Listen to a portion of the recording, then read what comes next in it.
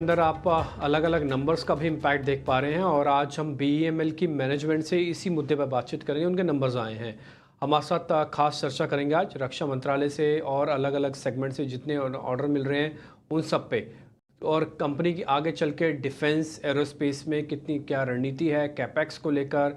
इन सभी चीज़ों पर बातचीत करने के लिए कंपनी के सीएमडी शांतनु रॉय हमारे साथ जुड़ रहे हैं। शांतनु जी, पहले तो बहुत शुक्रिया, थैंक यू वेरी मच समय देने के लिए। आपकी कंपनी बहुत ही इंटरेस्टिंग कंपनी है और मार्केट में काफ़ी जाना पहचाना नाम भी है और काफ़ी रिस्पेक्ट भी है कंपनी की, क्योंकि आप जिस डिवीज़न में काम कर रहे हैं डिवीज़न बहुत ही शानदार है और आपका काम भी बहुत ही शानदार है। शांतनु जी, पहले तो मैं ये पता करना चाहता हूँ ऑर्डर बुक को लेकर कोई स्लो डाउन कोई दिक्कत ऐसा तो नहीं है, क्योंकि यही ऑर्डर बुक सबसे स्ट्रांग मोमेंटम आपके शेयर प्राइजेस को दे रही है जो इन्वेस्टर्स देख रहे हैं इस समय। तो पहले मेरे को जरा ऑर्डर बुक और इस समय का सिनेरियो के बारे में बताइए कंपनी के, उसके बाद फिर हम छोटी छोटी प्रॉफिट्स पे मार्जिन्स पे इन सब चीज़ों पे बातचीत करेंगे। नमस्कार। बहुत बहुत धन्यवाद। आपने जो कंपनी के बारे में इतनी अच्छी अच्छी बातें बताई। तो ऑर्डर बुक के बारे में बताने से पहले मैं थोड़ा सा आपको अपॉर्चुनिटी साइज के बारे में बता दूं जो 24-25 और उसके आगे के लिए हमें दिख रहा है। तो अभी रेल मेट्रो में करीब 58,000 करोड़ का अपॉर्चुनिटी साइज है 24-25 में। और डिफेंस में 6,000 करोड़ का अपॉर्चुनिटी साइज है। माइनिंग जो है 3,000 करोड़ का अपॉर्चुनिटी साइज है, जिसमें कि करीब 1,000 करोड़ का कंस्ट्रक्शन बिजनेस में अपॉर्चुनिटी साइज दिख रहा है। और इसमें अगर हम डिफेंस और रेल एंड मेट्रो में 50% का प्रोबेबिलिटी लेके चले और माइनिंग में अगर 80% की प्रोबेबिलिटी लेके चले तो इस साल के अंत तक हमारा जो ऑर्डर बुक होना चाहिए वो 20,000 से 30,000 करोड़ रुपए का ऑर्डर बुक होना चाहिए।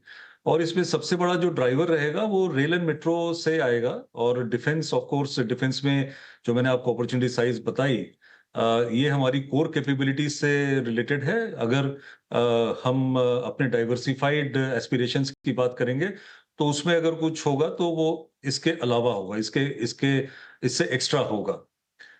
तो रेल और मेट्रो मेट्रो में आज की डेट में कई बड़े बड़े टेंडर हमारे सामने ऑलरेडी हैं। और रेल में भी ट्रैक मशीन्स का और इसके अलावा जो एल्यूमिनियम ट्रेन्स है, इसके टेंडर आने की उम्मीद बहुत जल्दी है। तो इसलिए ये जो अपॉर्चुनिटी साइज है और जो हमारा विन प्रोबेबिलिटी है, इसको देखते हुए 2024-31 मार्च को मुझे उम्मीद है कि जो ऑर्डर बुक मैंने प्रोजेक्ट किया है वो हम अचीव कर पाएंगे। ठीक है शांतनु जी, गुड मॉर्निंग। अभिषेक बोल रहा हूँ सर। वाकई हमको खुशी होती है ऐसी कंपनी के मैनेजमेंट से बातचीत करके जो देश की आत्मा से जुड़ा हुआ है, क्योंकि आप रेलवे में काम कर रहे हैं, आप मेट्रो में हैं, एरोस्पेस में, डिफेंस में, तमाम ऐसे वर्टिकल्स हैं जो बिल्कुल देश की ग्रोथ स्टोरी से और कहीं ना कहीं देश की तरक्की से जुड़ा हुआ है। आपसे जरा आपके ना मार्जिन पर जानना चाहेंगे सर। 10.8% के आसपास की मार्जिन आपने FY24 के लिए रिपोर्ट की है। टारगेट आपका कहीं और ज्यादा का है FY25 के लिए। तो ये बताइए कि कितने आप मार्जिन FY25 FY26 के लिए मान के चल रहे हैं, टारगेट करके चल रहे हैं, और अगर ये एक्सपेंशन होता है तो कहां से होगा, किन चीजों से बूस्ट मिलेगा मार्जिन को? जहां तक हमारे EBITDA का सवाल है, 2022-23 में वो 9.97% था। और हम लोगों ने पहले ही ये प्रेडिक्ट किया था, ये प्रोजेक्ट किया था कि 200 बेसिस पॉइंट्स का जंप होगा और हम डबल डिजिट टच करेंगे। तो वही हुआ, 201 बेसिस पॉइंट का जंप मिला और EBITDA हमारा जो 23-24 का रहा वो जो है 11.97% रहा है। परंतु चूंकि हम इंजीनियरिंग इंडस्ट्री में है, कैपिटल गुड्स में है, तो ये कहना गलत होगा कि ईयर ऑन ईयर हर साल जो है 200 बेसिस पॉइंट का EBITDA आ सकता है। इसको देखते हुए मुझे उम्मीद है कि 100 बेसिस पॉइंट्स का ग्रोथ EBITDA में 2024-25 में मिलेगा। और ये जो बेसिकली ये जो हासिल होगा, ये आएगा हमारे रेल एंड मेट्रो से, इनफैक्ट कम्यूटर रेल से आएगा, और हाई एंड माइनिंग इक्विपमेंट से आएगा और डिफेंस से आएगा। ये तीन जो है ये मुख्यतः ड्राइव करेंगे हमारी EBITDA मार्जिन को।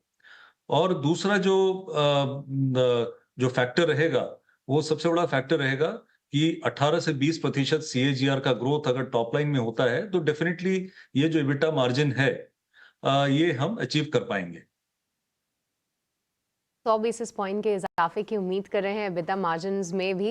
शांतनु जी नमस्कार, मैं सृष्टि बात कर रही हूँ। सबसे पहले तो कॉन्ग्रेचुलेशंस अच्छे नतीजों के लिए भी, और सभी सेगमेंट्स जिसमें आप प्रेजेंट हैं, ये सभी सेगमेंट्स में हम बहुत जो है इंटरेस्ट देख रहे हैं, ना ही सिर्फ डोमेस्टिक मार्केट में बल्कि इंटरनेशनल मार्केट में भी। तो एक्सपोर्ट्स के लिए मैं देख रही थी कि लगभग 70 कंट्रीज़ में आपके जो हैं एक्सपोर्ट आपने ऑलरेडी कर चुके हैं। पर FY25 के लिए किस तरीके का आउटलुक आप अपने इंटरनेशनल बिजनेस के लिए रखते हैं? साथ ही कौन से ऐसे सेगमेंट्स हैं जहां पे आपको लगता है कि सबसे ज्यादा अट्रैक्शन जो है देखने को मिलेगा?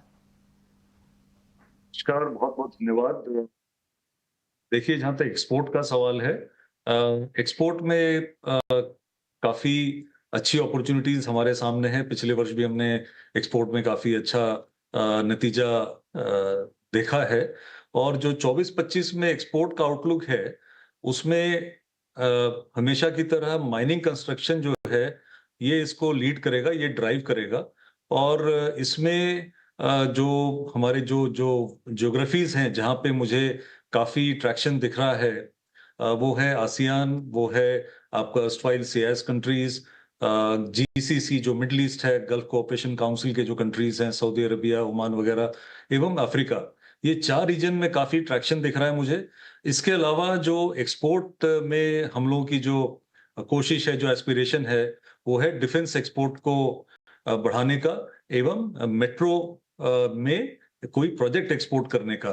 तो उस दिशा में हम लोग काम कर रहे हैं। उसमें हमारे पास जो अपॉर्चुनिटी दिख रही है हमें, वो दोबारा मतलब मिडिल ईस्ट में, गल्फ कोऑपरेशन काउंसिल में, एवं लैटिन अमेरिका, ये 3 जगह से हमें दिख रहा है अपॉर्चुनिटीज फॉर मेट्रो एक्सपोर्ट।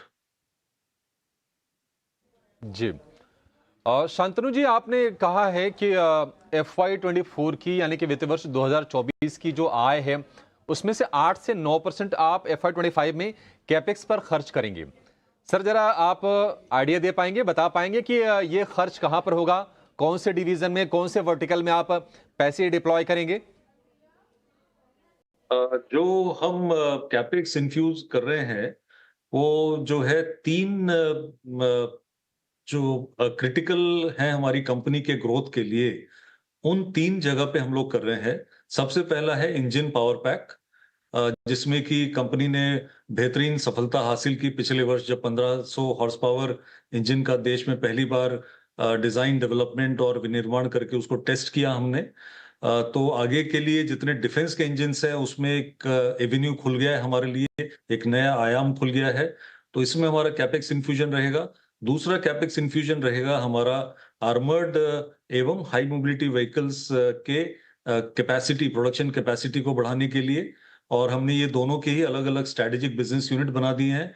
और जो तीसरा हमारा कैपेक्स इन्फ्यूजन रहेगा वो रहेगा रेल एंड मेट्रो में एक नया हैंगर हम लगा रहे हैं, जो कि आपका बोथ स्टैंडर्ड गेज और ब्रॉड गेज दोनों ही ट्रेन्स के लिए उपयुक्त रहेगा। उसमें हम मेट्रो भी बना सकते हैं, उसमें हम कम्यूटर रेल भी बना सकते हैं। तो ये 3 जो है एरियाज हैं जहां पे हमारा कैपेक्स इन्फ्यूजन का सबसे ज्यादा फोकस है। इनफैक्ट 80% कैपेक्स हमारा इन 3 जगह पे लगना है।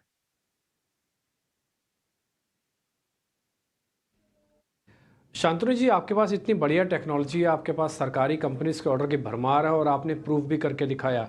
मैं थोड़ा ये आउट ऑफ द सिलेबस जाके क्वेश्चन थोड़ा आपसे पूछना चाह रहा हूँ कि आप थोड़ा और ग्रोथ अलग अलग और डिविजन्स में करना चाहते हैं, जैसे कि सर रोबोटिक्स, जैसे कि ड्रोन, जैसे कि आर्टिफिशियल इंटेलिजेंस से जुड़ा हुआ कुछ और?